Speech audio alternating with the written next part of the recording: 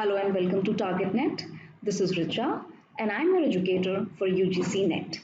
ये सीरीज मैंने बनाई है नेट के उन एस्पिरेंट्स के लिए जो पेपर 1 की तैयारी कर रहे हैं और साथ ही उन बच्चों के लिए जिनका पेपर 2 मैनेजमेंट कॉमर्स या HRM है। इस सीरीज में मैंने वीकली बेसिस पे हर यूनिट को कवर करने की कोशिश की है जिससे कि जो लर्नर्स मुझे रेगुलरली फॉलो करेंगे वो हर वीक यूजीसी नेट का एक जो वॉल्यूम है या एक यूनिट है उसे कंप्लीट कर पाएंगे। So without wasting any further time let us begin today's session. आज की क्लास में जिस टॉपिक पर हम बात करने वाले हैं वो आपके एग्जाम के पर्सपेक्टिव से बहुत ज़्यादा इम्पॉर्टेंट है और उस टॉपिक का नाम है MHRD। MHRD का मतलब है ministry of human resource development. और आज की क्लास में हम MHRD का इंट्रोडक्शन, उसके डिपार्टमेंट्स, उसका ऑर्गेनाइजेशनल स्ट्रक्चर, उसके फंक्शंस, ये सब तो पढ़ेंगे ही पढ़ेंगे। उसके साथ मैं एक बहुत इंपॉर्टेंट टॉपिक आज कवर करने वाली हूँ, वो है MHRD के इनिशिएटिव्स, यानी कि वो नई स्कीम्स, नए पुरानी इंपॉर्टेंट स्कीम्स और प्रोग्राम्स जो हमारी गवर्नमेंट ने एजुकेशन से रिलेटेड लॉन्च किए हैं पिछले कुछ सालों में और जो आपके एग्जाम में करंट अफेयर्स के क्वेश्चन आते हैं। इस यूनिट में, हायर एजुकेशन की यूनिट में जो करंट अफेयर्स के क्वेश्चंस आते हैं उनके लिए बहुत ज़्यादा इम्पॉर्टेंट है, बिकॉज ये वो ओपन एंडेड क्वेश्चंस होते हैं जो सिलेबस में मेंशन नहीं है आपके, लेकिन फिर भी हर बार 5 में से जो 2 क्वेश्चन हैं वो आपके करंट अफेयर्स के आ जाते हैं। तो आज की क्लास में हम जितनी भी स्कीम्स पढ़ेंगे उसके अलावा भी कुछ बहुत नई स्कीम्स हैं, बिल्कुल नई, वो मैं आपकी एंड में एक और करंट अफेयर्स की क्लास लूँगी, उसमें कवर करूँगी। लेकिन अभी पिछले कुछ सालों से 2019 तक की जितनी भी स्कीम्स हैं उनके बारे में आज हो सका तो हम सारी ही स्कीम्स के बारे में बेसिकली एक छोटी छोटी इन्फॉर्मेशन जो ब्रीफली कवर की है मैंने स्लाइड्स में, वो हम डिस्कस करेंगे। तो स्टार्ट करते हैं आज की क्लास। MHRD के बारे में आपकी कितनी नॉलेज है मैं नहीं जानती, बट इस एग्ज़ाम के लिए MHRD के बारे में जानना आपके लिए बहुत ज़रूरी है।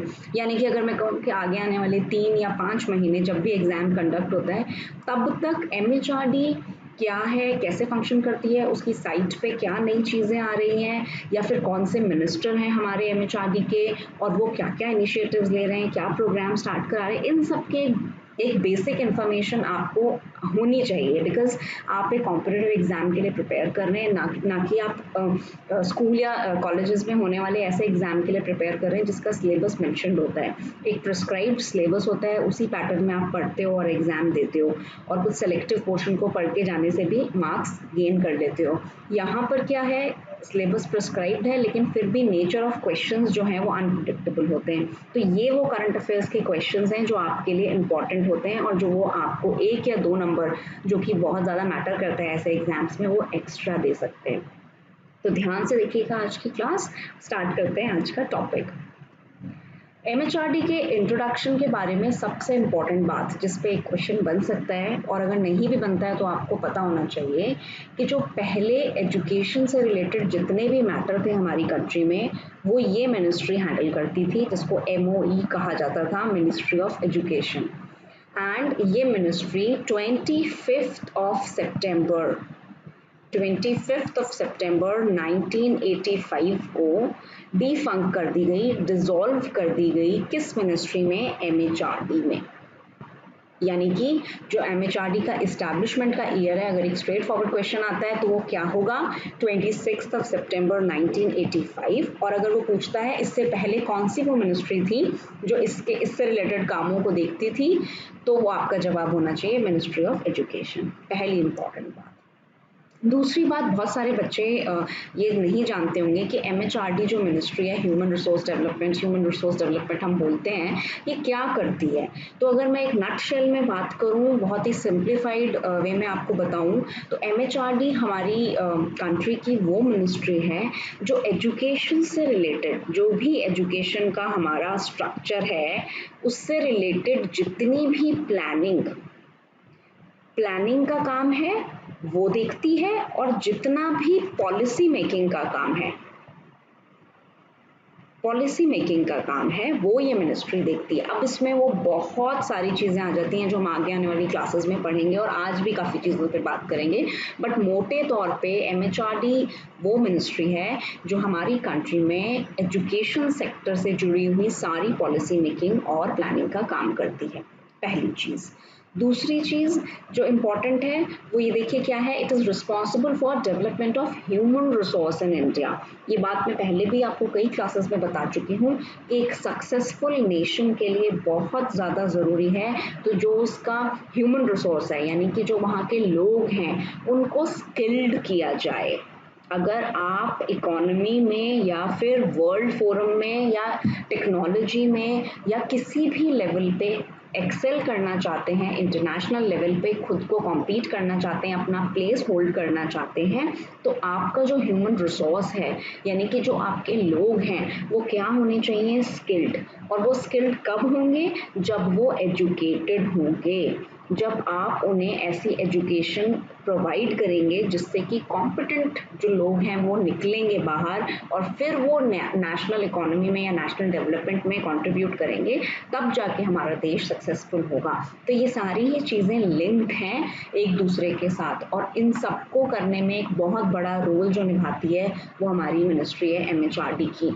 और इसीलिए क्योंकि हमारा जनरल एजुकेशन का चैप्टर है, यूनिट है, इसलिए बहुत सारी बॉडीज़ के साथ साथ हमारे लिए जानना बहुत ज़रूरी है कि MHRD क्या है। और इसी के साथ इसमें एक और इम्पॉर्टेंट बात है, क्योंकि ये इतनी बड़ी मिनिस्ट्री है, इसी इतने लेवल पे आप देखिए डेमोग्राफिकली हमारी कंट्री कितनी बड़ी है, तो इतने सारे मसलों को डील करता है, तो अकेले ऑपरेट नहीं कर सकता। तो इसके साथ बहुत सारे डिपार्टमेंट्स, बहुत सारी autonomous bodies, statutory bodies associated हैं जिनकी मदद से वो ये प्लानिंग और पॉलिसी मेकिंग का काम करता है। ठीक है, आगे चलते हैं। इसका headquarter Shastri Nagar, I just right here, Shastri Nagar, Rajendra Prasad road, new Delhi में, यानी नई दिल्ली में इसका हेडक्वार्टर है। और जो अगला पॉइंट है वो मैं बच्चों से हमेशा बोलती हूँ कि आगे आने वाले कुछ महीनों तक बिल्कुल रट लीजिए कि HRD मिनिस्टर जो हमारे हैं वो कौन है। वो हैं, जिनको नहीं पता, रमेश पोखरियाल निशंक। रमेश पोखरियाल निशंक हमारे HRD मिनिस्टर हैं। कई बच्चे इसमें अभी भी प्रकाश जावड़ेकर का नाम मार्क कर देते हैं, तो वो गलत हो जाएगा। वो हमारे फॉर्मर HRD मिनिस्टर थे। अभी हमारे जो कैबिनेट मिनिस्टर हैं वो रमेश पोखरियाल निशंक हैं। इसी के साथ हमारे जो डिप्टी मिनिस्टर हैं वो संजय शामराव दोइत्रे हैं। तो ये दोनों एक बेसिक इन्फॉर्मेशन है जो आपको प्राइम मिनिस्टर और प्रेसिडेंट के नेम के बाद अगर कोई नाम है जो आपको याद होना चाहिए, पहला वो ये है कि HRD मिनिस्टर कौन है हमारे। ठीक है, आगे चलते हैं। ये एक मोटो है इसका, बहुत रिसेंटली मोदी जी ने एक सर्वे किया था स्लोगन मेकिंग का, उसके बाद इसको फाइनल किया गया। तो बहुत इम्पोर्टेंट तो नहीं है, मैंने बस मेंशन कर दिया है कि सबको शिक्षा, अच्छी शिक्षा, education for all and quality education, ये इसका मोटो है। आइए देखते हैं डिपार्टमेंट्स जो हैं MHRD के वो क्या है। बहुत ही इम्पॉर्टेंट चीज़ है ये समझना कि जो MHRD है वो इन दो डिपार्टमेंट्स के थ्रू करंटली डील करती है। Currently MHRD is working through these two departments. जो MHRD है वो इन दो डिपार्टमेंट्स के थ्रू काम कर रही है अपना, मोटे तौर पे। अब ये क्या डिपार्टमेंट्स हैं, इनके नाम ध्यान से समझिए और क्या करते हैं ये। पहला डिपार्टमेंट देखिए क्या है, department of school education and literacy. और दूसरा क्या है, department of higher education, department of higher education DOHE, और department of school education and literacy.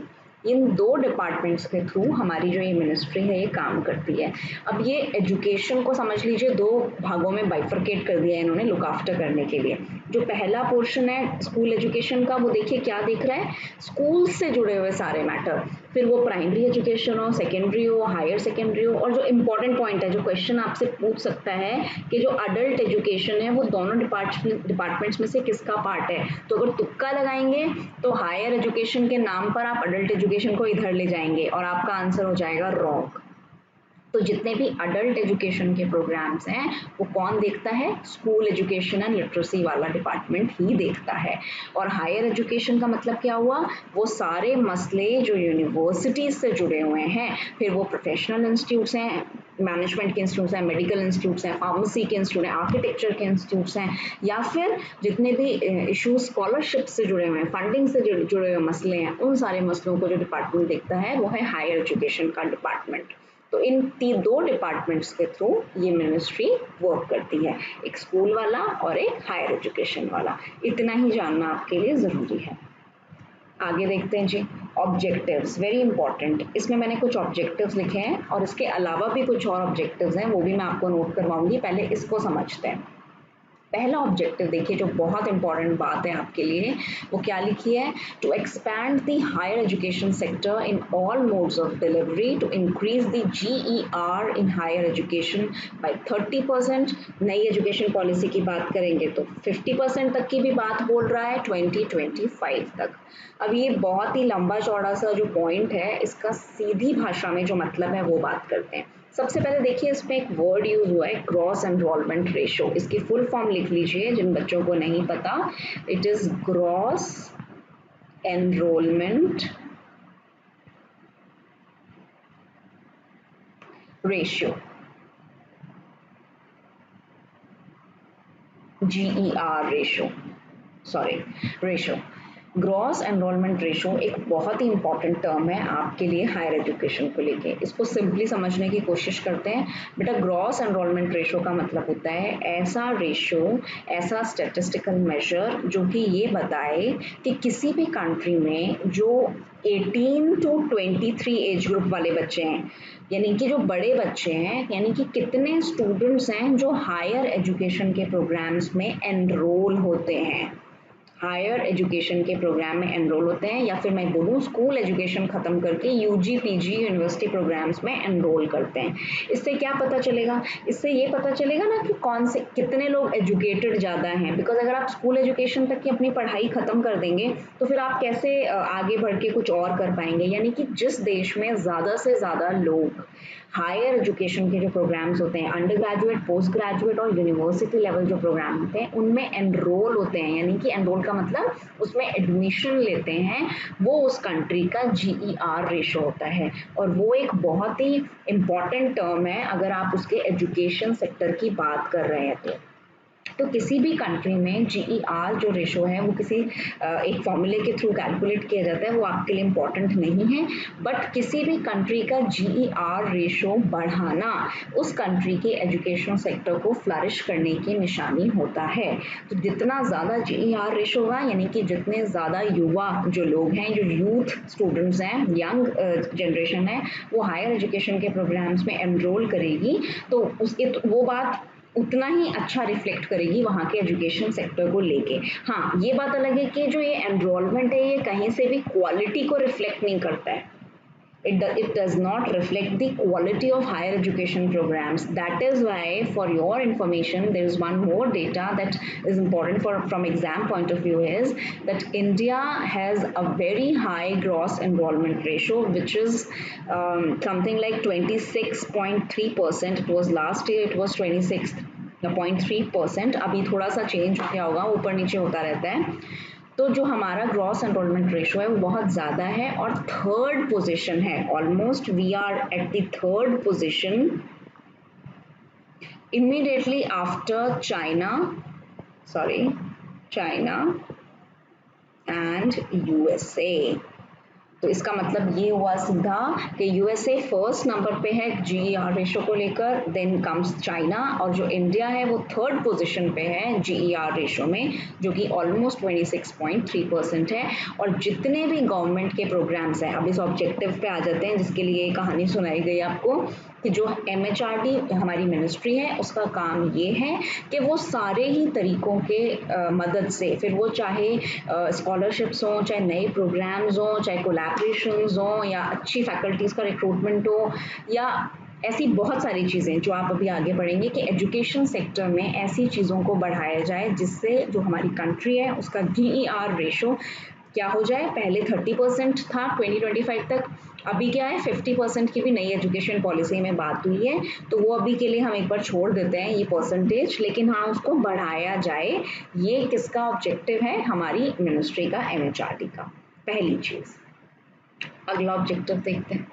To expand institutional base को बढ़ाना। इंस्टीट्यूशनल बेस को बढ़ाने का सीधा मतलब है कि ज़्यादा से ज़्यादा जो कॉलेजेस हैं या इंस्टीट्यूशंस हैं या यूनिवर्सिटीज़ हैं उन्हें क्रिएट करना, या फिर जो एग्जिस्टिंग यूनिवर्सिटीज़ हैं उनमें क्या करना, अच्छी फैसिलिटीज़ लाना, उनको रेनोवेट करना, उनको सप्लीमेंट करना नई चीज़ें रिसोर्सेज से, नए चाहे वो फिर इंफ्रास्ट्रक्चर को लेकर हो जैसे कि मैंने कहा, या अच्छी फैकल्टी अच्छे प्रोग्राम्स को लॉन्च करने से हो। तो आप क्या करेंगे, एमएचआरडी का एक और ऑब्जेक्टिव क्या है, इंस्टीट्यूशनल बेस को हायर एजुकेशन के बढ़ाना, वही इस सेकेंड पॉइंट में आपको बताया गया है।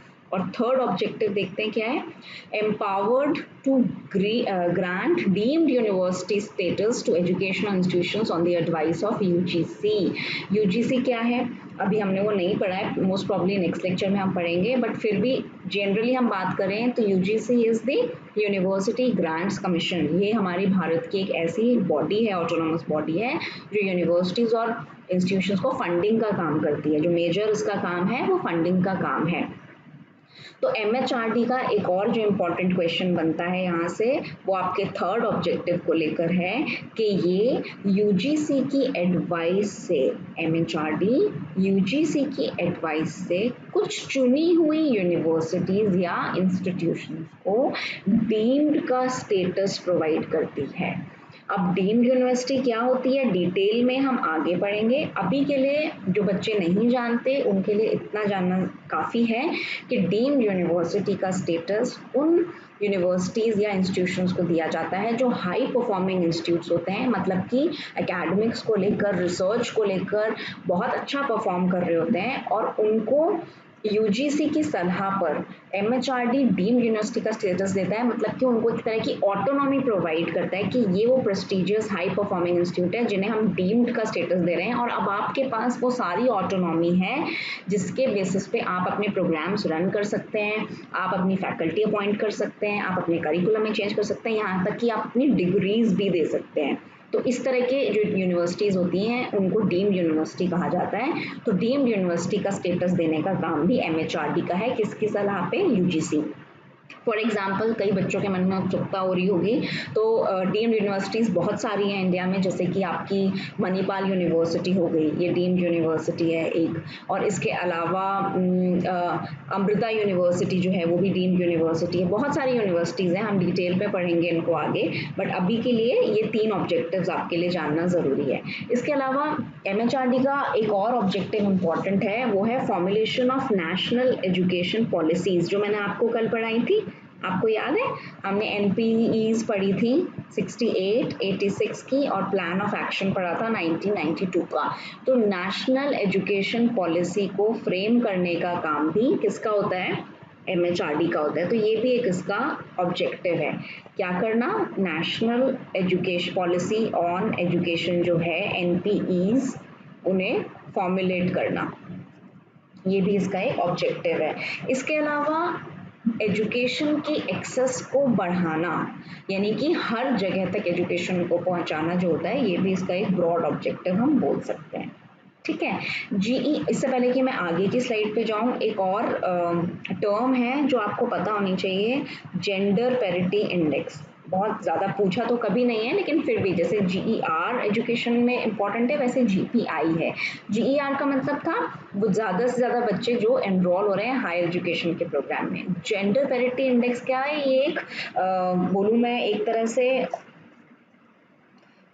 कितने नंबर ऑफ विमेन जो हैं या गर्ल चाइल्ड हैं वो एनरोल हो रही हैं ओवर मेल कैंडिडेट्स, ये बताता है जेंडर पैरिटी इंडेक्स, यानी कि कितनी लेडीज या गर्ल चाइल्ड जो हैं, बच्चियां हैं, वो एनरोल हो रही हैं, इसको मेजर किया जाता है, इसका क्वेश्चन अगेंस्ट कितने मेल कैंडिडेट्स एनरोल हो रहे हैं। तो उसमें इक्वालिटी होनी चाहिए, मतलब कि सभी को इक्वल अपॉर्चुनिटी मिलनी चाहिए पढ़ाई की। तो ये मेजर होता है जीपीआई से, इसे जेंडर पैरिटी इंडेक्स कहा जाता है, आप लिखना चाहें तो लिख सकते हैं।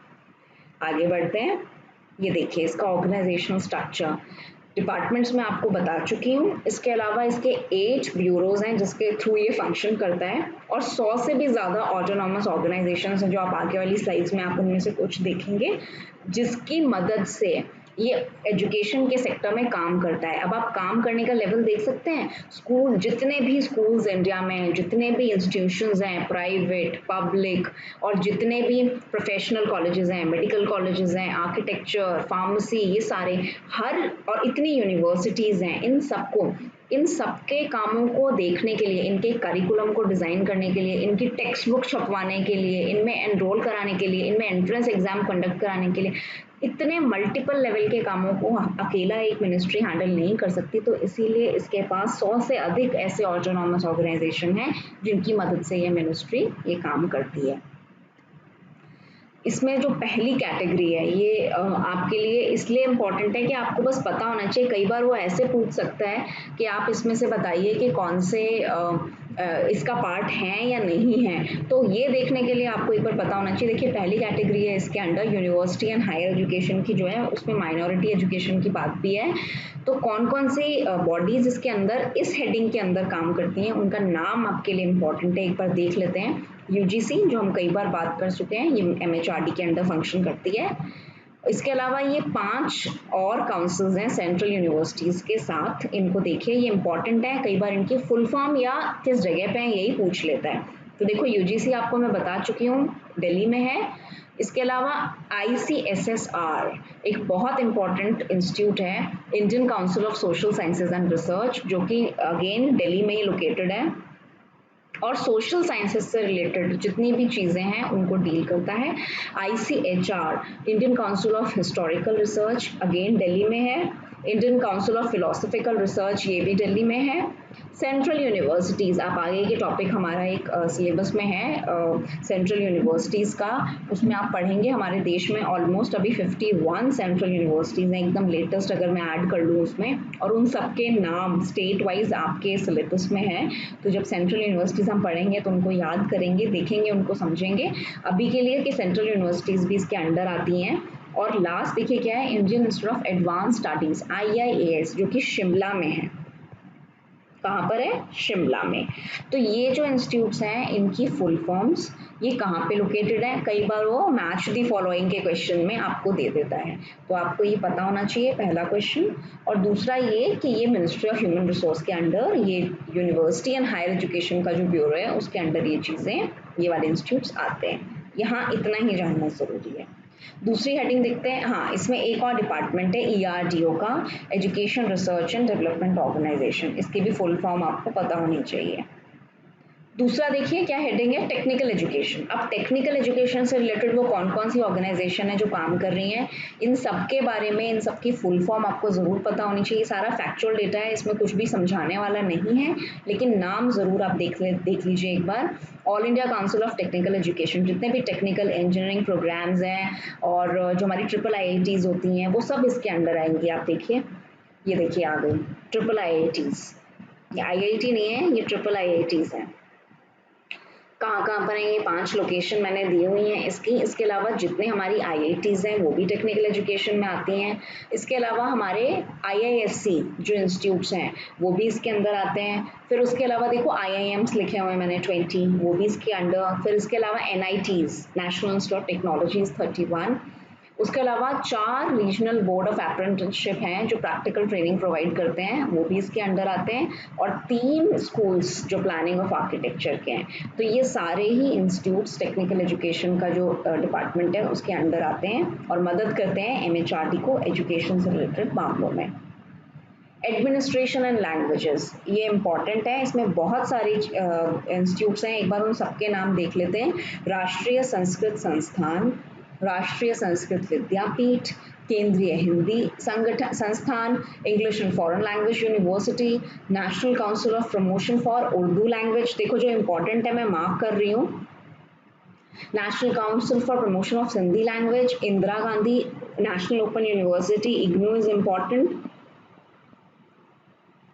National book trust, national board of accreditation NBA हम पढ़ेंगे अभी UGC के साथ। इसके बाद देखो क्या है, national commission for minority, national council of education research and training NCERT। कई बार सिंपल क्वेश्चन भी 4 जब ऑप्शन देता है तो एक वर्ड को इधर उधर कर देता है और आप कंफ्यूज हो जाते हो, तो छोटी छोटी चीज़ें देखते चलिए साथ साथ। CBSE, central board of secondary education, ये भी इम्पॉर्टेंट है। और लास्ट में देखिए नवोदय विद्यालय समिति जो संगठन होते हैं नवोदय विद्यालय, वो भी इसके अंडर आते हैं। इनमें से कुछ हमारी सेंट्रल यूनिवर्सिटीज़ हैं लैंग्वेज की, वो इम्पॉर्टेंट है आपके लिए, वो आप तब अलग करना जानेंगे जब आप यूनिवर्सिटीज़ का टॉपिक करेंगे। तो एक बार नज़र से इसको निकाल लीजिएगा कि कौन कौन से इंस्टीट्यूट्स इसके अंडर आते हैं। अब आते हैं हम आज के इम्पॉर्टेंट और इंटरेस्टिंग टॉपिक पे, जिसका नाम है MHRD और उसके इनिशिएटिव्स। देखो MHRD के जो इनिशिएटिव्स हैं, अगर मैं उनको डायरेक्टली डालती तो थोड़ा सा कंफ्यूजिंग हो जाता, इसलिए हमने उनको 3 कैटेगरीज में डिवाइड किया है। कुछ योजनाएं और कुछ इनिशिएटिव्स फर्स्ट कैटेगरी, देखिए यहाँ पे क्या लिखी हुई है, promoting participation of disadvantage group in educational process. जो हमारे डिसएडवांटेज ग्रुप हैं उनके प्रमोशन के लिए गवर्नमेंट ने जो स्कीम्स निकाली हैं वो। अब यहाँ पे देखो इंपॉर्टेंट वर्ड और कंफ्यूजिंग वर्ड है डिसएडवांटेज ग्रुप, तो मैंने इसको 2 पार्ट में डिवाइड किया है। ये डिसएडवांटेज ग्रुप कौन सा हुआ, ये डिसएडवांटेज ग्रुप है पहला गर्ल चाइल्ड को लेकर। किसको, गर्ल चाइल्ड। तो गर्ल चाइल्ड के एजुकेशन को लेकर जो स्कीम्स आई हैं वो हम इसमें पढ़ेंगे। और दूसरा डिसएडवांटेज मैं ऊपर लिख देती हूँ, वो है नॉर्थ ईस्ट। जो नॉर्थ ईस्ट हमसे, क्योंकि डेमोग्राफिकली बहुत सेपरेटेड एरिया है नॉर्थ ईस्ट का, तो वहाँ के बच्चों के लिए जो स्कीम्स निकाली गई हैं एजुकेशन से रिलेटेड, वो आएंगी इसमें दूसरी कैटेगरी में। सेकेंड कैटेगरी है ऑगमेंटिंग रिसर्च। हायर एजुकेशन की फील्ड में जब तक रिसर्च और इनोवेशन को लेकर हम इम्प्रूव नहीं करेंगे, हम इंटरनेशनल फोरम में पिछड़ते हुए चले जाएंगे। तो रिसर्च को लेकर हायर एजुकेशन में बहुत इंपॉर्टेंट है ये, क्या क्या हो रहा है और कौन कौन सी स्कीम्स आई हैं। ये आपका कुछ पार्ट टीचिंग एप्टीट्यूड ICT में भी आ जाता है, पर हायर एजुकेशन में भी कुछ क्वेश्चंस बन जाते हैं इसके कि बताइए ऐसी कौन सी स्कीम्स हैं, और नाम से पूछ लेगा कि ये किस बारे में है, तो आपको पता होनी चाहिए। तो यहाँ इस हेडिंग में हम ऐसी कुछ स्कीम्स डिस्कस करेंगे। और थर्ड कैटेगरी है focus on quality improvement programmes जो गवर्नमेंट ऑफ इंडिया ने चलाए हैं एजुकेशन को लेके, वो कौन से हैं। तो इन 3 चीज़ों के साथ हम आगे बढ़ते हैं। देखो पहला जो है मैंने आपको बताया था डिसएडवांटेज ग्रुप का, तो उसमें एजुकेशन फॉर गर्ल चाइल्ड, ये जो पहली कैटेगरी है, बच्चियों से जुड़ी जो स्कीम्स आई हैं उन पे हम बात करते हैं।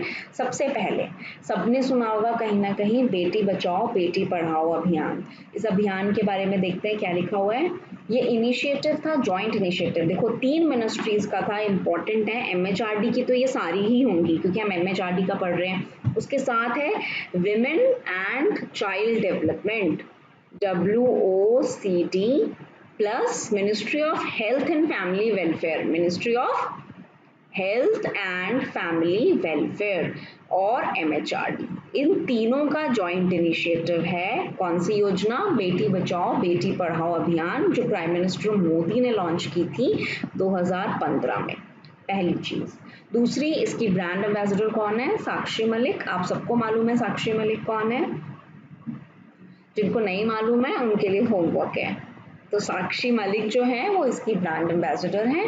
और इस योजना का एम क्या है, देखो नाम से ही पता चल रहा है बेटी बचाओ, यानी कि क्या मतलब हुआ, जो फीमेल फीटिसाइड का मसला है, लड़कियों की से जुड़ी हुई जो इश्यूज हैं जिसमें कि गर्ल चाइल्ड का रेशो लगातार कम होता जा रहा है, उसको बढ़ाने के लिए और उसके ओवरऑल वेलफेयर, लड़कियों का ओवरऑल वेलफेयर, यानी कि सिर्फ पढ़ाई से जुड़ा हुआ ही नहीं है, उसकी हेल्थ से भी जुड़ा हुआ है, पढ़ाई से भी जुड़ा हुआ है, उसकी जिंदगी की लड़ाई, यानी कि उसके सेक्स रेशो को बढ़ाना। जो ये कंजर्वेटिज्म हमारे यहाँ होता है कि लड़कियों को फीटस को ही खत्म कर दिया जाता है, तो उससे बचाने के लिए और उसका ओवरऑल वेलफेयर करने के लिए ये योजना जो है प्रधानमंत्री जी ने जारी की थी। और इतनी जानकारी इसके बारे में आपको होनी चाहिए, ठीक है, कि 2015 में आई थी। 3 मिनिस्ट्रीज का जॉइंट इनिशिएटिव है। और क्या है इसका मेन मसला, देखो यहाँ पे लिखा हुआ है special references to address the issue of the declining child sex ratio. ठीक है, आगे चलते हैं। स्वच्छ विद्यालय, नाम से ही पता चल रहा है विद्यालय में सफाई की बात हो रही है, लेकिन जब 4 ऑप्शन आएंगे तो तुक्का नहीं चलेगा, क्योंकि यहाँ पे सफाई के साथ साथ एक और इम्पॉर्टेंट पॉइंट है गर्ल्स क्लीनलीनेस और हाइजीन का, जिसके तहत government of India ministry of human resource ने ये मुहिम की कि हर स्कूल में एक फंक्शनल टॉयलेट गर्ल चाइल्ड के लिए अवेलेबल किया जाए। कब तक, 2015 तक। और काफ़ी हद तक ये योजना जो है ये सक्सेसफुल हो चुकी है। तो स्वच्छ विद्यालय अगली गर्ल्स को लेकर जो योजना थी, जिसमें जो मोटो था वो गर्ल्स हाइजीन को बना के रखने के लिए हर स्कूल में क्या हो, एक फंक्शनल टॉयलेट हो। बस इतना इसमें जानना ज़रूरी है। इम्पॉर्टेंट योजना जो आपके एग्ज़ाम के पर्सपेक्टिव से, उड़ान, इसको आप ऐसे याद कर सकते हैं कि उड़ान का जो रिलेशन था इस योजना का, वो गर्ल स्टूडेंट्स को एनरोल कराना था ऐसे प्रोग्राम्स में जो कि इंजीनियरिंग से जुड़े हुए प्रोग्राम होते हैं, यानी कि टेक्निकल एजुकेशन से जुड़े हुए प्रोग्राम होते हैं, ताकि वो आगे जाके इस तरह के करियर्स को चुन सकें और आगे बढ़ सकें। देखो यही इसमें लिखा हुआ है, enrolment of girl child in engineering programmes. अब इंजीनियरिंग प्रोग्राम्स में ज़्यादा से ज़्यादा लड़कियां एनरोल करें, इसके लिए ज़रूरी है कि जो 12वीं की पढ़ाई होती है वो उनकी अच्छे से की जाए। जो मैथ्स और साइंस जैसे सब्जेक्ट होते हैं उनके लिए उनको स्पेशल कोचिंग दी जाए, फ्री कोचिंग दी जाए, फिर वो चाहे ऑनलाइन हो या ऑफलाइन हो, क्योंकि यही दो वो क्लासेस होती हैं जो आपके एंट्रेंस एग्जामिनेशंस का बेसिस बनती हैं। तो उन बच्चियों को फ्री कोचिंग प्रोवाइड करना, एजुकेशन की अपॉर्चुनिटीज़ देना, कोर्स मटेरियल प्रोवाइड करना, क्लासेस कंडक्ट कराना, मोटिवेट करना कि वो आगे जाके इंजीनियरिंग प्रोग्राम्स में एनरोल कर सकें, जो कि संख्या कम है कंपैरेटिवली। उसके लिए ये स्कीम लॉन्च हुई जिसका नाम था उड़ान। तो आपको बहुत अच्छे से याद होनी चाहिए ये स्कीम उड़ान की। यही पॉइंट्स मैंने यहाँ लिखे हुए हैं, आप जब देखेंगे तो आप पाएंगे कि यही चीज़ों के बारे में मैंने इसमें लिखा हुआ है। एक और इम्पॉर्टेंट बात है कि ये एमएचआरडी का किसके साथ इनिशिएटिव है, सीबीएसई। अगर आपसे पूछता है कि बताइए एमएचआरडी का ये किसके साथ इनिशिएटिव है, तो आपको सीबीएसई इस तरह से याद रहेगा, क्योंकि जो सीबीएसई है बॉडी, वो आप जानते हैं कि स्कूल एजुकेशन से जुड़े हुए मसलों को देखती है, वो बोर्ड है सेकेंडरी एजुकेशन का, और यहाँ पे बात उन्हीं क्लासेस की पढ़ाई और ट्यूशंस की हो रही है। तो इसको सीबीएसई ने लॉन्च किया था एमएचआरडी के साथ मिलके। ठीक है, आगे चलते हैं। Swami Vivekananda Single Girl Child Scholarship for Research in Social Sciences. Again, a very important scheme from the exam point of view. जो परिवार में, जिन परिवारों में एक बच्ची है, उन बच्चियों के लिए, जो सिंगल गर्ल चाइल्ड है, उसका मतलब ये नहीं है कि एक भाई और एक बहन है, नहीं, एक ही बच्चा है और वो इकलौता बच्चा लड़की है अगर, और अगर वो पढ़ने में होशियार है और अगर वो अपनी रिसर्च का काम, मतलब कि अपनी जो यूनिवर्सिटी के बाद की पढ़ाई है उसमें अगर वो रिसर्च करना चाहती है सोशल साइंसेस की फील्ड में, तो ये एमएचआरडी की स्कीम है, उसको वो अवेल कर सकती है। और देखते हैं इसमें स्कॉलरशिप का अमाउंट क्या है। स्कॉलरशिप का अमाउंट आपके लिए एग्जाम परस्पेक्टिव से इम्पॉर्टेंट है, which is ₹25,000 per month for initial 2 years and 28,000 per month for the remaining tenure, which means if the PhD program which is in social sciences, याद रखिएगा normal PhD नहीं है ये, management programme या education को लेकर या लिटरेचर को लेकर या लैंग्वेज को लेकर, सोशल साइंसेस के डिसिप्लिन में अगर आप रिसर्च करना चाहती हैं वो बच्चियां, तो उनको अगर मान लीजिए PhD 5 ईयर प्रोग्राम है, तो शुरू के 2 साल जो है, इनिशियल 2 साल हैं, तब तो आपको मिलेंगे 25,000 रुपये हर महीने, और जो बाकी का टेन्योर है वो 5 साल 7 साल यूनिवर्सिटी पे डिपेंड करता है, तो आपको मिलेंगे 28,000 रुपये पर महीने। तो ये 2 जानकारी आपके लिए जानना ज़रूरी है, और एम वही, to support higher education of single girl child in social sciences you have to present certain documents to the government, और फिर उसके बाद आपका मेरिट बेसिस पे इस पर सिलेक्शन होता है, और अगर आपके डॉक्यूमेंट्स मैच कर जाते हैं और आपका जो प्रोजेक्ट है, आप मेरिट में अच्छे हैं, आपका प्रोजेक्ट जो है वो रेलिवेंट है सोशल साइंसेस को लेके, तो आप इस स्कॉलरशिप को अवेल कर सकते हैं। तो किसके लिए हुआ ये, अगेन आप देख रहे हो गर्ल चाइल्ड के लिए हुआ, इसीलिए ये इस कैटेगरी की एक इम्पॉर्टेंट योजना है। आगे चलते हैं। प्रगति, यस, प्रगति एंड सक्षम में साथ साथ खोलूंगी, क्योंकि ये दोनों जो योजनाएं हैं ये थोड़ा सा रिलेटेड हैं और अमाउंट भी एक ही पैटर्न पे डिवाइड हो रहा है, तो आपको एग्जाम में याद रहेगा।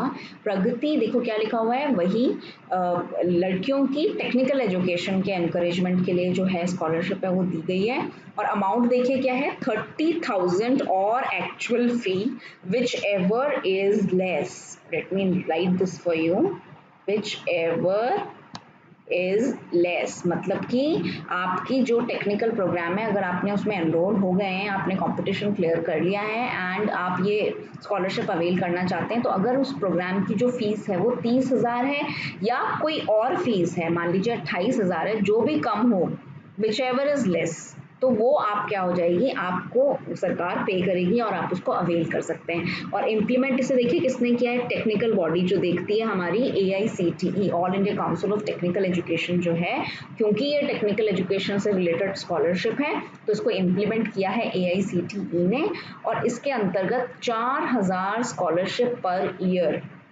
जो है वो जनरेट की गई हैं, जिसको बाइफरकेट किया है डिग्री और डिप्लोमा प्रोग्राम्स में। टेक्निकल डिग्रीज भी होती हैं आपने देखा है, और डिप्लोमास भी होते हैं। तो 4000 में से 2000 स्कॉलरशिप जो है वो डिग्री प्रोग्राम्स के लिए हैं और 2000 जो स्कॉलरशिप्स हैं वो डिप्लोमा प्रोग्राम्स के लिए। देखिए इस योजना में दो चीज़ों में आप कंफ्यूज मत होइएगा, अमाउंट और नंबर ऑफ स्कॉलरशिप्स को लेके। अमाउंट कितना है स्कॉलरशिप का, 30,000, और कितनी number of scholarship per year generate हुई हैं जो गवर्नमेंट ने अवेल कराई हैं वो है 4000। और इन 4000 में से जो मैंने आपको बाइफर्केशन बताया है, 2000 for degree programs and 2000 for diploma programs. तो ये जो स्कीम है इसका नाम है प्रगति। सिमिलर स्कीम है सक्षम। सक्षम में भी स्कॉलरशिप दी जा रही है लगभग 1000 के करीब हर साल, लेकिन ये बच्चियों के लिए नहीं है, डिफरेंटली एबल्ड चिल्ड्रन के लिए हैं, जो किसी तरह के हैंडीकैप है किसी बच्चे को, तो उनके लिए फैसिलिटी ये स्कॉलरशिप है, जिसमें 1000 स्कॉलरशिप पर ईयर दी जाएंगी, जिसमें वही 500 डिग्री प्रोग्राम्स के लिए और 500 डिप्लोमा प्रोग्राम्स के लिए। तो इस तरह से बाइफरकेट किया गया है इन स्कॉलरशिप्स को। तो ये कुछ स्कीम्स थी जो मैंने आपको फर्स्ट कैटेगरी बताई थी डिसएडवांटेज ग्रुप वाली, उसमें गर्ल एजुकेशन को लेकर। अब जो दूसरी इंपॉर्टेंट कैटेगरी मैंने आपको बताई थी नॉर्थ ईस्ट के बच्चे। नॉर्थ ईस्ट की इनिशिएटिव्स जो हैं उसमें दो इम्पॉर्टेंट इनिशिएटिव्स हैं जो आपके लिए बहुत इम्पॉर्टेंट है, अभी हम उनको याद करेंगे। पहला है ईशान उदय और दूसरा है ईशान विकास। उदय और विकास, एक बार पहले इसको यहीं याद कर लेते हैं ताकि एग्जाम तक के लिए कंफ्यूजन दूर हो जाए। उदय और विकास, देखो किसी भी चीज़ का उदय या राइज कब होता है, जब आप स्टार्टिंग से ही उस चीज़ को करते हैं, और विकास कब होता है, जब आप ऑलरेडी एग्जिस्टिंग चीज़ जो है उसको सप्लीमेंट करते हैं, उसमें कुछ और एक्स्ट्रा जोड़ते हैं, तो वो फर्दर क्या होती है, विकसित होती है। तो इस तरह से आप याद कर सकते हो ईशान उदय और विकास को, दोनों का ही मैं दिखा देती हूँ आपको। ईशान उदय एक ऐसी स्कॉलरशिप स्कीम है नॉर्थ ईस्ट के स्टूडेंट्स के लिए जिनकी जो पारिवारिक जो पेरेंटल इनकम है वो 4.5 लाख पर एनम से कम है। यदि नॉर्थ ईस्ट के किसी परिवार की इनकम 4.5 लाख से कम है तो उनको ये स्कॉलरशिप प्रोवाइड की जाएगी। और अगेन डिग्री कोर्सेज के लिए लगभग 5400 रुपीज़ पर मंथ दिए जाएंगे और प्रोफेशनल प्रोग्राम्स के लिए 7800 पर मंथ दिए जाएंगे।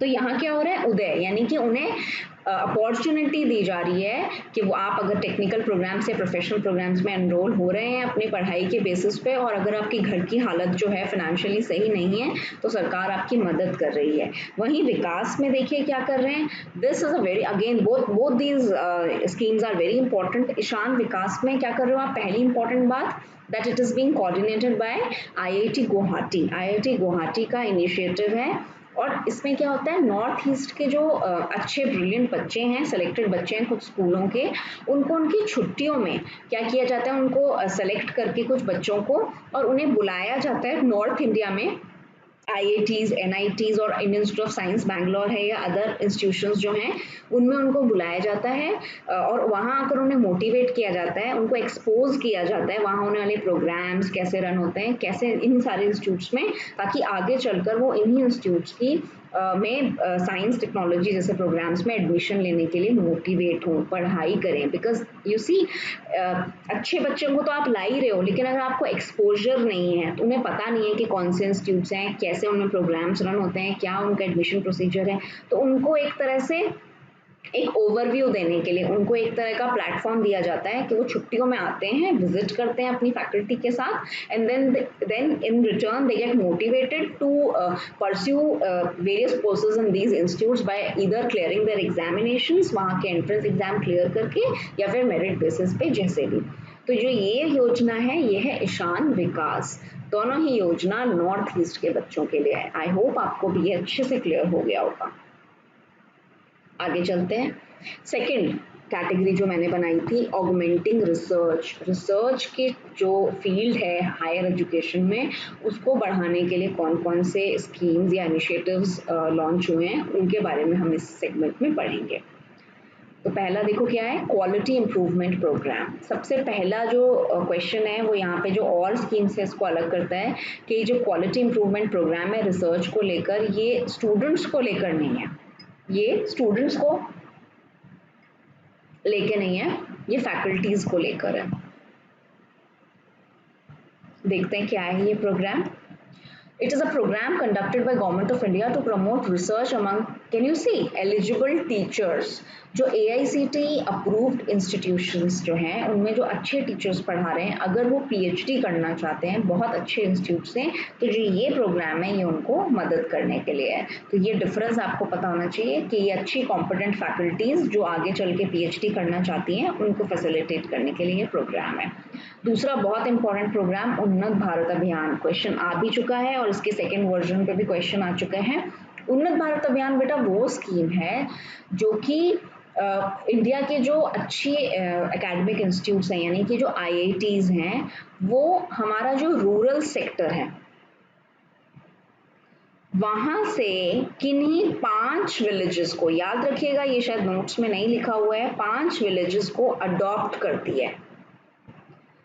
These eminent institutes adopt any 5 villages and then they conduct various educational programs in those villages। वहाँ के जो villages उन्होंने अडॉप्ट किए हैं वहाँ पर एजुकेशन को लेकर, नए प्रोग्राम्स को लेकर, टेक्निकल प्रोग्राम्स को लेकर, वर्कशॉप्स को लेकर, लेक्चर्स को लेकर, वर्चुअल कुछ कैंप्स कंडक्ट कराकर आप क्या करते हो, वहाँ पे एजुकेशन के लेवल को अपलिफ्ट करने की, जो उनकी करंट सिचुएशन है उसे उठाने की कोशिश करते हो। ये मिनिस्ट्री जो हमारी है उसका पर्पस है इस योजना का।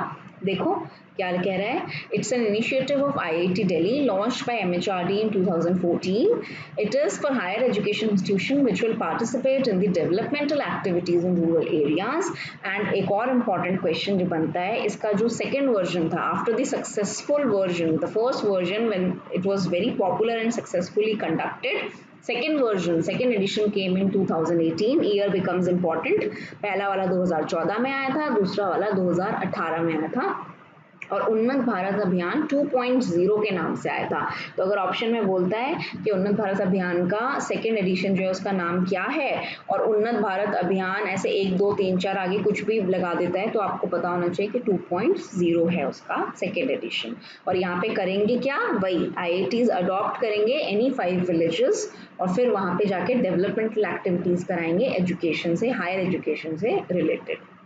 ठीक है, इतना ही जानना। देखिए इनके बारे में हमें बहुत ज़्यादा नहीं जानना है, बस हमें ये पता होना चाहिए कि फुल फॉर्म क्या है और ये किससे रिलेटेड है, कि जो 4 ऑप्शन आपको दे उसमें आप इजीली इसको एलिमिनेट कर पाएँ कि ये इन चीज़ों से जुड़ा हुआ नहीं है, ये एग्जैक्टली टेक्निकल एजुकेशन से जुड़ा था और लड़कियों के एजुकेशन या एडमिशन से था, तो इसका आंसर ये है। तो बस इतना आपको पता होना चाहिए। आगे देखते हैं, very very very very important, ये मैंने 2019 की 2019 की एकदम इंपॉर्टेंट, वैसे मैं ये करंट अफेयर्स में कराती हूँ बट क्योंकि ये रिसर्च से जुड़े हुए प्रोग्राम्स हैं मैंने इसमें ऐड किए हैं, बहुत ज़्यादा इंपॉर्टेंट है। सबसे ज़्यादा इंपॉर्टेंट तो इनकी फुल फॉर्म ही है। देखते हैं लीप और अर्पित क्या है। Leap leadership for academicians program, सबसे इम्पॉर्टेंट बात यह है कि इसकी फुल फॉर्म पूछी जा चुकी है अभी रिसेंटली और आगे भी पूछी जाने की उम्मीद है। क्वेश्चंस रिपीट कई बार हो जाते हैं बिकॉज अब सेट्स डिफरेंट होने लगे हैं जब से ऑनलाइन एग्जाम हुआ है। तो लीडरशिप फॉर एकेडमिशियन प्रोग्राम, साथ के साथ ही याद कीजिए लीडरशिप फॉर एकेडमिशियन प्रोग्राम, नाम से ही पता चल रहा है कि इसमें जो वर्ड यूज किए हैं वो लीडरशिप इंपॉर्टेंट वर्ड है और एकेडमिशियन। देखिए इस प्रोग्राम को शुरू करने का मकसद ये था कि ऐसे एकेडमिक इंस्टीट्यूशंस जो हैं उनके ऐसे एकेडमिशियंस जो कि फ्यूचर में लीडरशिप रोल जो है वो अज्यूम करने वाले हैं, यानी कि ऐसा टू टियर सिस्टम बनाना जिसमें कि जो एकेडमिक हेड्स हैं, जैसे कि मान लीजिए किसी स्कूल में बहुत सारे डिपार्टमेंट्स होते हैं, उसमें जो इंग्लिश का डिपार्टमेंट है उसमें कोई ऐसी फैकल्टी है जो बहुत ज़्यादा एक्सपीरियंस्ड है और आगे चल के ये उम्मीद है कि वो क्या है बोर्ड में किसी भी तरह का जो बोर्ड होता है हायर लेवल पे उसका पार्ट, या फिर हो सकता है स्कूल के वाइस प्रिंसिपल या स्कूल के प्रिंसिपल का रोल अपॉइंट करने वाली हो, तो उनको ग्रूम करने के लिए कि वो फ्यूचर में लीडरशिप रोल्स को अज्यूम कर पाएँ, उनको अच्छे से निभा पाएँ, उसके लिए ये प्रोग्राम शुरू किया गया है लीप। ये एक 3 वीक का, it is a 3 week flagship program जो मैंने यहाँ लिखा हुआ है, जिसमें से 2 वीक की जो ट्रेनिंग आपकी होती है वो डोमेस्टिक होती है यानी अपनी ही कंट्री में होती है, और 1 वीक की देखिए फॉरेन ट्रेनिंग दी जाती है। किनको?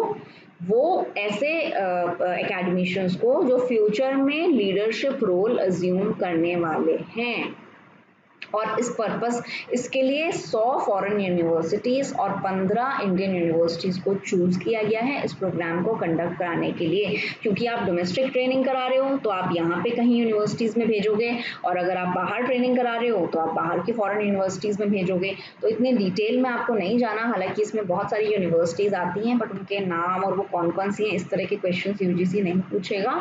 लेकिन हाँ, अब ये पूछ सकता है, एक तो फुल फॉर्म, दूसरा ये रिसर्च से रिलेटेड प्रोग्राम है और किन के लिए है? एकेडमिशियंस के लिए, बच्चों के लिए नहीं है। और चौथी बात कि इसमें 2 वीक की जो ट्रेनिंग है वो डोमेस्टिक है और 1 वीक की जो ट्रेनिंग है वो फॉरेन ट्रेनिंग दी जाती है। तो इतनी जानकारी आपको लीप के बारे में होनी चाहिए। अर्पित, and again another important initiative, annual refresher program in teaching, very important। एक बार में फुल फॉर्म याद नहीं होती है, बार बार रिवाइज करनी पड़ती है। Annual refresher programme in teaching, ARPIT. ARPIT क्या है? अर्पित एक ऐसा ऑनलाइन प्रोग्राम है जिसके थ्रू जो हमारे एजुकेटर्स हैं उनको क्या किया जा रहा है, उनको एक तरह का रिफ्रेशर कोर्स, एक तरह की रिफ्रेशर प्रोग्राम, एक तरह की एडिशनल ट्रेनिंग दी जा रही है, जिसमें कि जो प्लेटफॉर्म यूज किया जा रहा है इंपॉर्टेंट जो इसके लिए वो है ऑनलाइन। अब यहाँ पे 2 वर्ड आपके लिए नए आए हैं जिन बच्चों को नहीं जानकारी है, वो देखिए क्या है, इस लाइन को रीड करते हैं। It's an online program of professional development of 15 lakh higher education faculty using MOOC platform, that is Swayam. तो इसका जो ये मूक वर्ड यूज हुआ है, it is massive open online courses. ये ऐसे ऑनलाइन कोर्सेज का प्लेटफॉर्म है पूरे वर्ल्ड में जिसमें कि अलग अलग प्लेटफॉर्म्स को अलग अलग कंट्रीज में यूज किया जाता है, जैसे कि कोर्सेरा, एडेक्स। ये जो प्रोग्राम है ये आपने सुने होंगे, ये फ्री डिस्टेंस लर्निंग के प्रोग्राम्स हैं जो बहुत सारी universities across the Nations use कर रही हैं, अपने स्टूडेंट्स को ऑनलाइन प्रोग्राम फ्री में प्रोग्राम कराती हैं। सारे एकेडमिक प्रोग्राम्स जो हैं इसके द्वारा प्रोवाइड किए जाते हैं। भारत में जो प्लेटफॉर्म यूज किया जा रहा है, जिसके ऊपर आपका एक अलग से पूरा टॉपिक है हम करेंगे टीचिंग में, वो है स्वयं। स्वयं है study webs of active learning of young and aspiring minds. ये जो प्लेटफॉर्म है ये हमारे यहाँ का ऑनलाइन प्लेटफॉर्म है जिसके थ्रू बहुत सारे एजुकेशनल प्रोग्राम्स प्रोवाइड किए जाते हैं बच्चों को। तो उसके थ्रू, यानी कि एक ऑनलाइन प्रोग्राम है जिसमें कि हायर एजुकेशन की फैकल्टी को रिफ्रेशर प्रोग्राम या रिफ्रेशर ट्रेनिंग या कोचिंग प्रोवाइड की जाएगी, और इस प्रोग्राम के कंटेंट को डेवलप करने के लिए कुछ एनआरसीज इस्टेब्लिश किए गए हैं, नेशनल रिसोर्स सेंटर्स। ये सब एडिशनल इन्फॉर्मेशन है, मैं आपको दे रही हूँ, एग्जाम में इतना डिटेल में नहीं आता है, बस एक बार आपको पता होना चाहिए जनरल नॉलेज के लिए।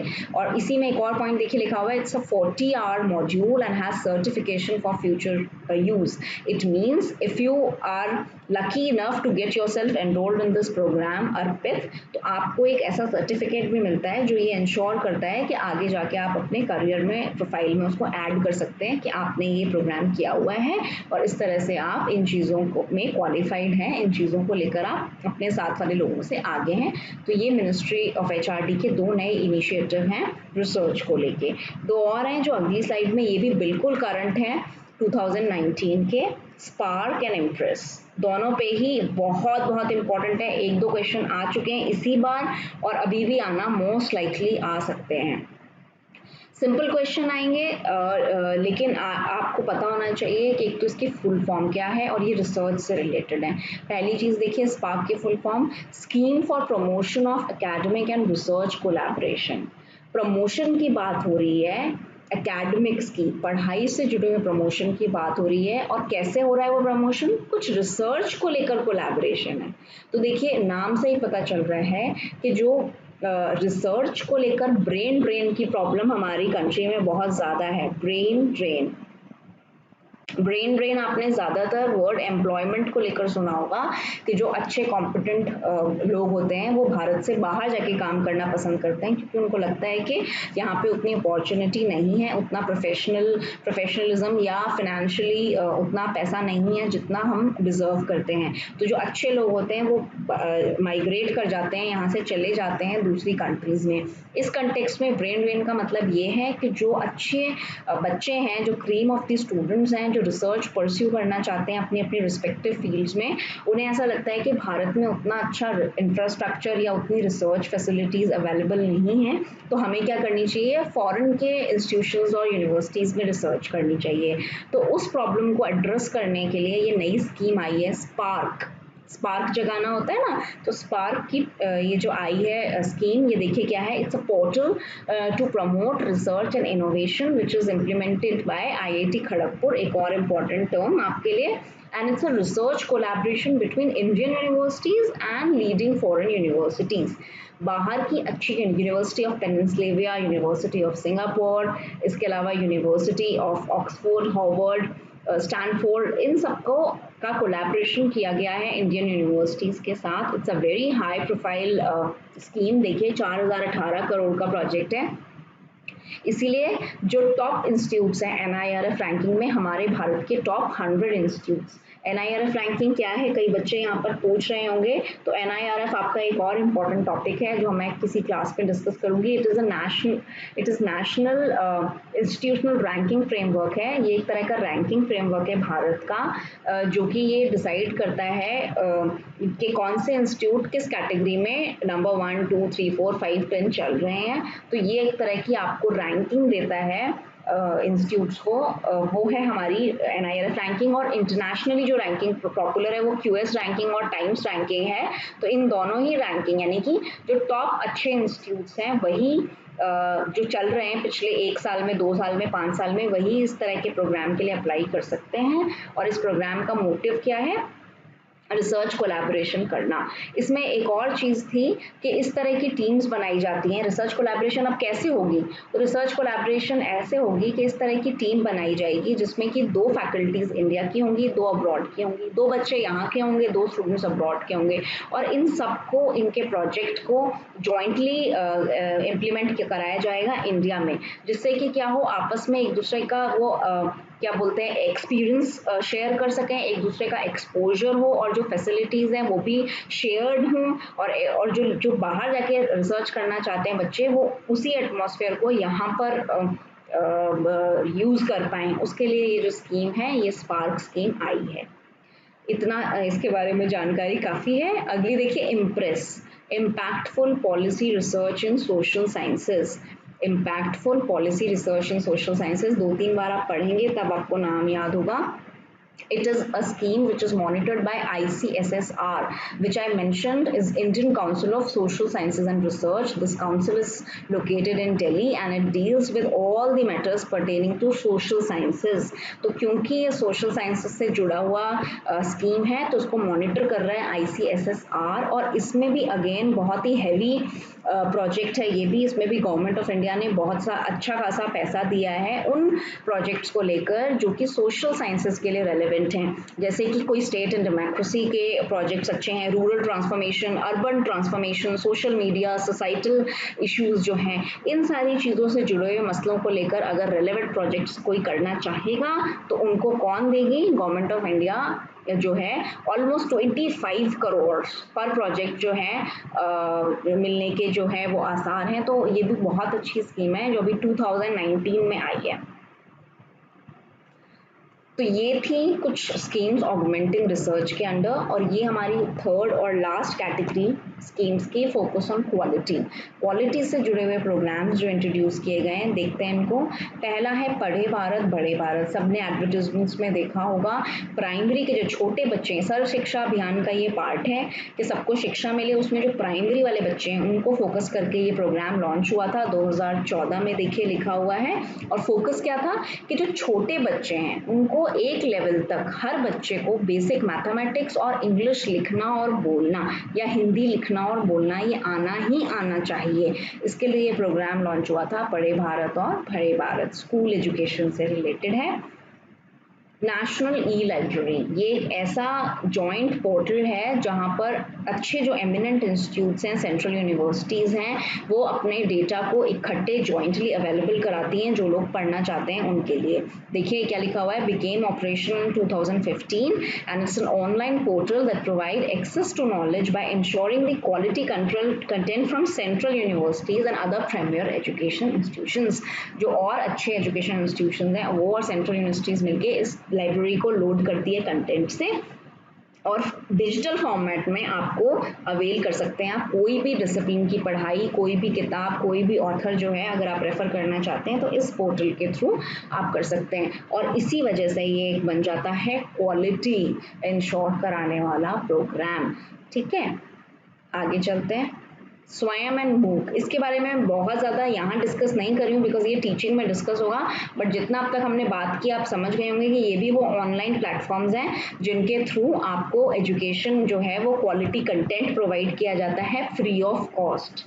ठीक है, इससे ज़्यादा आप यहाँ नहीं, हम टीचिंग एप्टीट्यूड में पढ़ेंगे। अभी के लिए दोनों मैंने फुल फॉर्म्स आपके लिए लिखी हैं। जो ये इजी सी दिखने वाली फुल फॉर्म्स हैं ये भी मैं बच्चों से रिक्वेस्ट करूँगी बिल्कुल अच्छे से याद कीजिए। कई बार मैसिव ओपन ऑनलाइन कोर्स की जगह मैसिव ऑनलाइन ओपन कोर्स, और जब 4 ऑप्शन लिखे होते हैं कंप्यूटर स्क्रीन पे तो इतने छोटे छोटे लिखे होते हैं वो कि आप एकदम से वो वर्ड्स एक जैसे लगते हैं और आपके पास टाइम 1 मिनट से भी कम होता है ऑप्शन क्वेश्चन को पढ़ना, ऑप्शंस को एनालाइज करना, और फिर जो साइड में आपकी मैट्रिक्स होती है उस पर मार्क करना इस क्वेश्चन का आंसर ये है। इस सब में आपको 1 मिनट का टाइम होता है या कई बार उससे भी कम। तो बहुत ही ध्यान से पढ़िए, जितना पढ़ रहे हैं उसे ध्यान से पढ़िए। अगर बात हो रही है massive open online courses is मूक, तो वो मैसिव ऑनलाइन ओपन कोर्स नहीं हो सकता है। तो जितना याद करें आप अच्छे से याद कीजिए। सिमिलरली स्वयं का फुल फॉर्म भी बिल्कुल इंपॉर्टेंट है और कई बार पूछा जा चुका है, study webs of active learning for young and aspiring minds. बहुत बार लिख के याद कीजिए अगर बोल के नहीं हो रहा, बट बहुत इंपॉर्टेंट है। तो ये दो भी वो प्लेटफॉर्म है जो आपको क्वालिटी एजुकेशन प्रोवाइड करने के लिए गवर्नमेंट ऑफ इंडिया ने चालू किए हैं। शाला दर्पण, नाम से पता चल रहा है दर्पण, दर्पण का मतलब होता है मिरर जिसमें आप देख सकते हैं। शाला इज यहाँ रेफर कर रही है, is referring to the schools. तो ये स्कूल एजुकेशन को लेके एक प्रोग्राम है जिसके थ्रू जो पेरेंट्स हैं मेरे जैसे, और अगर आप चाहते हैं कि आप अपने बच्चों पे नज़र रखें तो ये जो इनिशिएटिव है ये आपको प्रोवाइड करता है ऐसी अपॉर्चुनिटी जिस पे आप लॉगिन करके अपने बच्चे की अटेंडेंस, उसकी जो परफॉर्मेंस है वो, उसके असाइनमेंट्स, उसके अचीवमेंट्स जो हैं उन्हें आप व्यू कर सकते हैं। और 2015 में ये स्कीम आई थी। तो ये भी क्वालिटी को लेकर एक स्कीम है, इनिशिएटिव है MHRD का। नो योर कॉलेज, ये एक ऐसा पोर्टल है जो कि आपकी कॉलेजेस को सर्च करने की जो विंडो है उसको छोटा कर देता है, नैरो कर देता है, और इस एक जगह पे पेरेंट्स और स्टूडेंट्स मिलकर किसी भी कॉलेज को लेकर कोई भी इंफॉर्मेशन जो है वो हासिल कर सकते हैं। तो ये भी एक इम्पॉर्टेंट वो है initiative. Study in India initiative, ये लेट सुषमा स्वराज जी ने लॉन्च की थी बाहर के बच्चों को अट्रैक्ट करने के लिए कि ज़्यादा से ज़्यादा बच्चे जो हैं वो क्या करें, एनरोल करें हमारे इंस्टीट्यूशन में, हमारे यूनिवर्सिटीज़ में। तो उसके लिए स्टडी इन इंडिया इनिशिएटिव आया था और ये देखिए वेबसाइट भी दी हुई है यहाँ पर। Last but not the least, GIAN, global initiative of academic network. यहाँ पे बड़े बच्चे कंफ्यूज हो जाते हैं एब्रीविएशन को लेकर। ज्ञान देखिए यहाँ पे GIAN है। एक और टर्म आपके लिए इम्पॉर्टेंट है, ज्ञान जो बात होती है वो GYAN है, और ये है एक जो आप पढ़ेंगे अभी आगे चैनल आप पढ़ेंगे जो ICT में और हायर एजुकेशन में भी पढ़ेंगे, टीचिंग में भी पढ़ेंगे, ये भी एक इनिशिएटिव है। तो उसके साथ आप कंफ्यूज मत कीजिए, वो जब हम पढ़ेंगे तब पढ़ेंगे। यहाँ जो स्पेलिंग है उससे अच्छे से देख लीजिए, it is GIAN। Global initiative of academic network, मतलब कि जो एकेडमिशियंस हैं उनका ग्लोबली ऐसा नेटवर्क बनाना, ऐसी कोलैबोरेशन करना, ऐसा जॉइंट प्लेटफॉर्म बनाना जहाँ पे वो रिसोर्सेज को शेयर कर सकें, मतलब कि ज़्यादा से ज़्यादा फॉरेन फैकल्टी जो है वो हमारे इंस्टीट्यूशंस में आएँ, अपना एक्सपीरियंस शेयर करें, हमारे कंटेंट बनाने में हमारी मदद करें, हमारे बच्चों को अपने मेथोडोलॉजी से एक्सपोजर दें, और इस तरह से क्या शेयरिंग हो, एकेडमिक से जुड़ी हुई सारी चीज़ों की एक शेयरिंग हो पाए, ये ऐसा इनिशिएटिव है। देखिए यही लिखा हुआ है, to increase the footfall of reputed international faculties in the Indian Academic Institute, यहाँ के इंस्टीट्यूट्स में आए और क्या करें, फैकल्टी और स्टूडेंट्स दोनों को ही लर्निंग की अपॉर्चुनिटी प्रोवाइड करें। और देखिए लास्ट में क्या लिखा हुआ है, मिलकर सब ऐसा कोर्स मटेरियल डिजाइन कर पाएँ जो कि निश एरियाज, जो अनटच्ड एरियाज हैं, नए एरियाज हैं जहाँ पर डेवलपमेंट की गुंजाइश है, उनको लेकर जो कोर्स मटेरियल है, कंटेंट है, वो डेवलप किया जाए। तो ये एक और इनिशिएटिव है। तो इस तरह से हमने बहुत सारे इनिशिएटिव्स आज कवर किए हैं एमएचआरडी के। कुछ और इनिशिएटिव्स अभी बचे हैं, लेकिन वो मैं आपकी एक और एंड में करंट अफेयर्स की जो क्लास लूँगी, ताकि 2020 के इनिशिएटिव्स भी हम उसमें ऐड कर पाएँ, उसमें करेंगे। आज के लिए इतना काफ़ी है। आप एक बार स्लाइड्स दोबारा देखिएगा। एमएचआरडी को लेकर आपका ये जो बहुत इंपॉर्टेंट टॉपिक है, इसका मैंने मैक्सिमम चीज़ें जो हैं ज़्यादा से ज़्यादा कवर की हैं। So that was all for today session. अगर आज के सेशन में आपको कोई डाउट है या आप कोई क्वेश्चन पूछना चाहते हैं तो मुझे कमेंट सेशन में लिखकर ज़रूर बताइएगा। और अगर आज का सेशन आपको अच्छा लगता है then do like, subscribe and share my channel. Thank you so much and see you in the next session. Bye bye.